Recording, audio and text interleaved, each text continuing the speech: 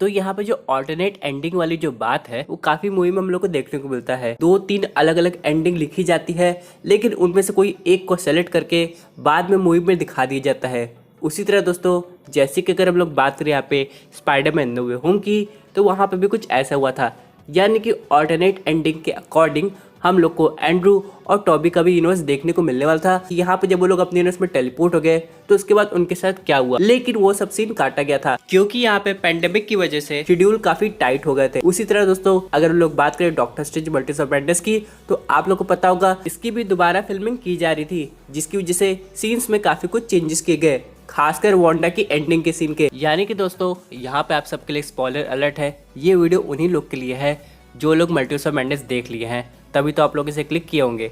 लेकिन दोस्तों, इन सब के अलावा सब लोग जानना चाहते होंगे कि आखिरकार मल्टीवर्स ऑफ मैडनेस की वो कौन सी डिफरेंट एंडिंग है जो कि लिखी गई थी और शायद यहाँ पे शूट भी हो गई थी, लेकिन फिर बाद में चेंजेस किए गए। वो सब लोग क्या है आज हम लोग समझने की कोशिश करेंगे और जानेंगे सबसे बड़ा राज सुपीरियर आयरन मैन से रिलेटेड। लेकिन दोस्तों, कंप्लीट वीडियो को स्टार्ट करने से पहले चलिए फिर से हम लोग कर लेते हैं एक गेम। यहाँ पे दोस्तों, आप लोग ने मार्वल सिनेमैटिक यूनिवर्स में 2 बड़े डायलॉग सुने होंगे, आई लव यू 3000 और I love you in every universe. तो उसमें से आपको सबसे ज़्यादा सुपीरियर कौन सा लगता है, आप लोग बताइए। क्या वो डॉक्टर स्ट्रेंज का है कि आयरन मैन का? अगर डॉक्टर स्ट्रेंज का है तो वीडियो को लाइक कर दीजिए, और अगर आयरन मैन का है तो कमेंट कीजिएगा टोनी स्टार्क या आयरन मैन, जो भी आपका मन करे, या उसका डायलॉग। साथ ही साथ जो लोग मेरे चैनल पर नए, मेरे चैनल को सब्सक्राइब करके हमारी कॉमिक बुक टॉक्स फैमिली का हिस्सा बन जाइए। तो दोस्तों, हम लोग शुरुआत करते हैं बिल्कुल नई अपडेट से। अब यहाँ पे ऑल्टरनेट एंडिंग के अकॉर्डिंग एक डिफरेंट स्टोरी लिखी जाने वाली थी, जहाँ पे दोस्तों हम लोग वांडा को तो ख़त्म होते हुए देखते थे,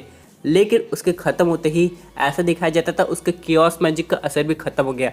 यानी कि वांडा विजन टीवी सीरीज में हम लोग को ये भी दिखाया गया था, वांडा अपने मैजिक की वजह से यहाँ पे जो एगाथा है उसे एक लोकल लेबर में कन्वर्ट कर देती थी वेस्ट व्यू में, जहाँ पे उसकी पावर्स तो चली जाती थी और वो एक तरीके से एक कैरेक्टर के अंदर बंद सी जाती थी। लेकिन अब वांडा तो रही नहीं, तो इसलिए वो मैजिक का असर भी खत्म हो गया और एगाथा अपने असली रूप में आ जाती है। लेकिन वो समझ जाती है कि यहाँ पे अब वांडा नहीं है और ना ही डार्क होल्ड है, पर कहीं ना कहीं उसे लगता है कि वांडा खत्म नहीं हुई है, उसमें अभी भी जान बची है, लेकिन बस उसका पता लगाना है। वही बीच में यहाँ पे हम लोग देखते हैं बैरन मोडो की एंट्री को, जहाँ पे वो एगाथा को बताता है कि वांडा से भी खराब सिचुएशन हो गई है क्योंकि जो डॉक्टर स्ट्रेंज है वो डार्क होल्ड पड़ चुके हैं। अब दोस्तों, वांडा के केस में क्या हुआ था, वांडा को उसकी ज़रूरत पड़ती थी, उसको देख के वो मंत्र समझने की कोशिश करती थी और बाकी मैजिक करती थी, ऐसा दिखाया गया था। क्योंकि मूवी में आप लोग ने एक चीज़ नोटिस किया होगा, यहाँ पे जब डार्क होल्ड जल जाती है तो यहाँ पे वोंग से जाके वांडा पूछती है इसका जो मेन कॉपी है वो कहाँ है, क्योंकि वांडा को चीज़ें याद नहीं है, उसे पढ़ के ही समझना पड़ता है। लेकिन अगर हम लोग बात करें डॉक्टर स्ट्रेंज की, तो आप लोग ने एक इंपॉर्टेंट चीज़ नोटिस की होगी डॉक्टर स्ट्रेंज पार्ट 1 मूवी में, जहाँ पे डॉक्टर स्ट्रेंज कहते हैं कि उनकी फोटोग्राफिक मेमोरी की वजह से वो एक बार अगर चीज़ों को देख लेते हैं तो उनके दिमाग में वो हमेशा के लिए रह जाता है। इनकी वजह से उन्होंने काफ़ी अच्छे तरीके से पढ़ाई भी की थी।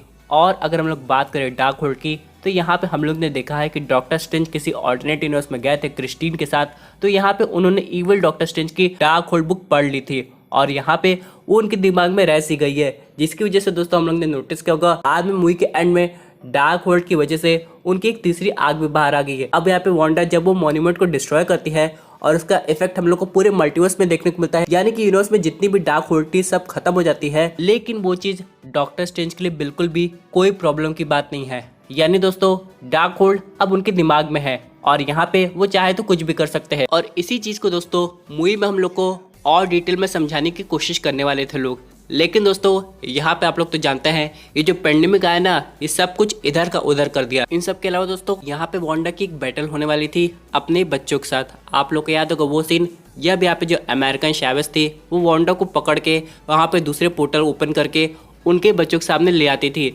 जहाँ पे उसके बच्चे उसी को देख के डर जाते थे। और यहाँ पे वांडा जब उनकी रियल मम्मी पे अटैक करती थी तो यहाँ पे बच्चे काफ़ी गुस्सा आ जाते थे। लेकिन दोस्तों, यहाँ पे स्टोरी के अकॉर्डिंग वो बच्चे गुस्से में और बड़े हो जाते थे, यानी कि वाकई में एक टीनेजर की एज के हो जाते थे। अब जैसे कि हम लोग को पता है यंग एवेंजर्स मूवी आ रही है और बिली और टॉमी का भी काफ़ी इंपॉर्टेंट रोल होने वाला है, लेकिन उनको थोड़ा और बड़ा दिखाया जाता।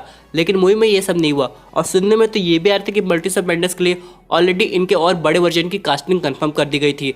लेकिन हम लोग मूवी में उनको कभी भी ऐसे रूप में नहीं देखे, यानी कि वो बच्चे थे और वही रह गए।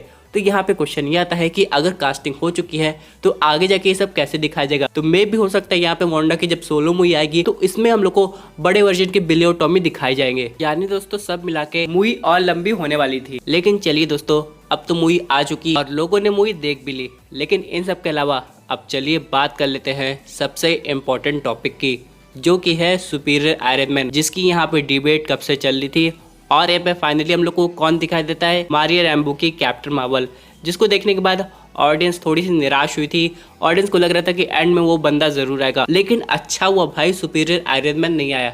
इसका मतलब जिस तरीके से वांडा ने इल्यूमिनाटी का काम निपटाया है ना, वहाँ पे सुपीरियर आयरन मैन कहीं दूर से भी ये सब देख रहा होगा ना तो वो सोच रहा होगा अच्छा हुआ मैं इल्यूमिनाटी टीम का पार्ट कभी बना नहीं। यानी दोस्तों जैसे कि मैंने एक वीडियो में समझाया था आपको कि यहाँ पे आयरन मैन जो अपनी टेक्नोलॉजी है उसे शेयर करने में कभी शर्माएगा नहीं, लेकिन दोस्तों जब उसके वे ऑफ वर्किंग की बात आती है तो यहाँ पे टोनी स्टार्क काफ़ी अलग हो जाता है। आप लोग ने नोटिस किया होगा जब यहाँ पे निक फ्यूरी आए थे पहली बार टोनी स्टार्क को एवेंजर्स के बारे में बताने, यहाँ पे टोनी स्टार्क था वो बिल्कुल भी इंटरेस्ट नहीं दिखा रहा था, वो यहाँ पे इल्यूमिनाटी टीम का भी पार्ट नहीं होना चाह रहा होगा। और यहाँ पे सबसे बड़ा सवाल ये आता है उस यूनिवर्स में यानी कि अर्थ नंबर 838 में क्या एवेंजर्स टीम नहीं बनी थी? यानी कि टोनी भी तो अपनी टीम बनाने की कोशिश किया होगा, क्योंकि वहां पे दोस्तों हम लोग को कैप्टन कार्टर दिखाई दी, ना कि कैप्टन अमेरिका। तो एक बात तो कंफर्म है दोस्तों कि कैप्टन स्टीव रॉजर्स उस यूनिवर्स में हम लोग को नहीं दिखाई देंगे। लेकिन सबसे बड़ा सवाल यह है कि अपना टोनी स्टार्क कहाँ है। अब यहाँ पे सुपीरियर आयरन मैन को चाहे हम लोग कहें अच्छा कहें चाहे खराब कहें, लेकिन आयरन मैन का होना ही ऑडियंस के लिए सबसे बड़ी हाइप होती। तो यहाँ पे डायरेक्टर्स और राइटर्स ने पहले क्लियरली मेंशन कर दिया है कि वो चीज़ एक मेडअप बात थी, लेकिन वही दूसरी तरफ लोगों का ये भी कहना है कि आयरन मैन को वापस फ्यूचर मूवी के लिए रखा गया है ताकि उसको और अच्छे तरीके से दिखाया जा सके। यहाँ पे टोनी स्टार्क को ला के तुरंत खत्म करने का कोई मतलब नहीं बनता है। यानी दोस्तों अगर सुपीरियर आयरन मैन के सीन को फिल्माया जाता तो वो चीज़ को जरूर दिखाया जाता, भले मूवी को 10 मिनट और आगे का बढ़ा दिया जाए। लेकिन अगर वहाँ पे सीन शूट ही नहीं हुए और इतने बड़े एक्टर जो कि हैं टॉम क्रूज, उनका कॉन्टैक्ट होने के बाद मार्वल स्टूडियोज के साथ उनके पहले मूवी के सीन को ही हटा दे, इस बात को कोई मतलब नहीं बनता है दोस्तों।